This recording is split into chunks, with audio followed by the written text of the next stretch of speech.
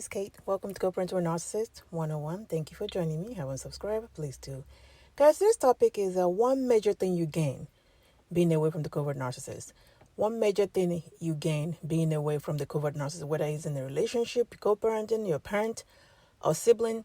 This is one thing you gain when you have removed yourself from these people, and that is time. I know there's a peace of mind, there's a self-esteem, confidence, and everything that comes after that, but you gain time. We are busy with, kids and family and doing all this stuff and work. But when you're living with a covert narcissist, I don't even think you understand the amount of time that goes into the protocol of living with a covert narcissist, that you don't even know you're following. So when you leave these people alone, when they somehow leave you alone, in the form of getting a new supply because they always come back anyway. But if they distance themselves and you have a moment of clarity and to think, you realize how much time that goes into dancing around these people. And I give you an example of what that looks like. Let's say you get invited to a party. When you're living with a covert narcissist, not only why some people will accept, yeah, I'm going, or no, I can make it, or whatever, and that's it. You, on the other hand, if you are going, not going, it's really not that simple, because now you have to factor in whether you really want to go, because then that would require you to bring the covert narcissist, which you would not want to go, and this is something that happens to me so many times. Or now you can't really commit because you don't know what mood the covert narcissist will be around that time. So that might make it you not show up again, because they might get up that day and that's the week of silent treatment or whatever. And then that's not going to happen. Or, maybe you rely on them for transportation or something and they decide, okay, yeah, we are not going anymore. So you can't really commit to anything that anybody tells you or invites you to or wants you to do, because you're planning ahead. You don't even think about this. You don't know you're thinking about it, that you have to now put all these things in place to make sure that, things are aligned before you can actually give a definite answer of whether or not you're going to a simple invite, a simple party, a simple gathering, because the covert narcissist is there. So, but when you leave these people, the time that comes to you is that time that goes into them, you trying to figure out what they're thinking, what the mood is going to be in next week, 2 weeks, 3 weeks, a month from now, is the time that you have on your hand. And you realize you will discover obviously new things about you. You will discover things that, because you have some more time to look in there. You have some more time to now sit down and observe and figure things out.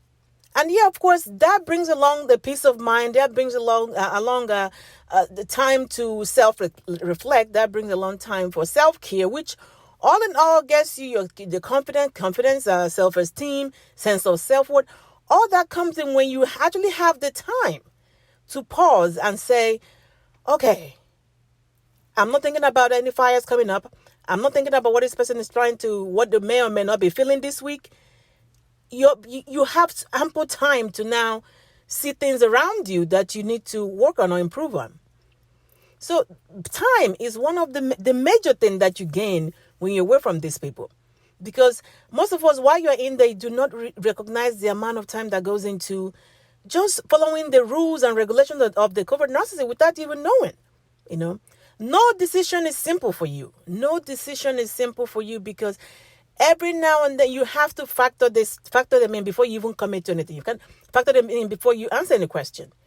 And when you're co-parenting with them now, co-parenting with a covert narcissist, you realize that they don't have any more that hold of you, that hold of time on you anymore. So you have time to now make plan B, C, D with your children, because they're going to disappoint. Whereas when you are living with them, a simple going out with the kids or doing something with the kids is something that is frowned on, or you have to explain yourself. You have to explain why it's being done. Not that they want to participate in it. No, this is all the same thing about making sure that you're on walking on eggshells, making sure that you don't know where you stand at any point in time.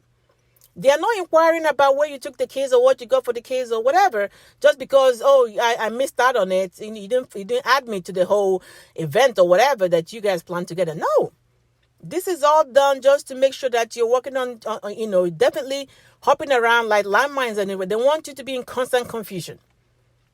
How dare you relax enough to go hang out with the children and you guys go somewhere and just, relax and chill and not worried about them?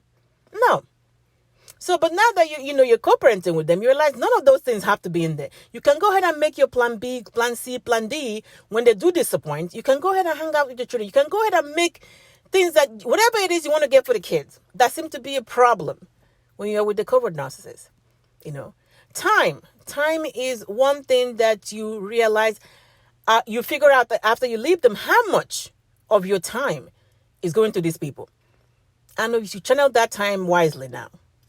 All right, guys, get a hold of your mind and everything to fall into place. Please like and share. Take care.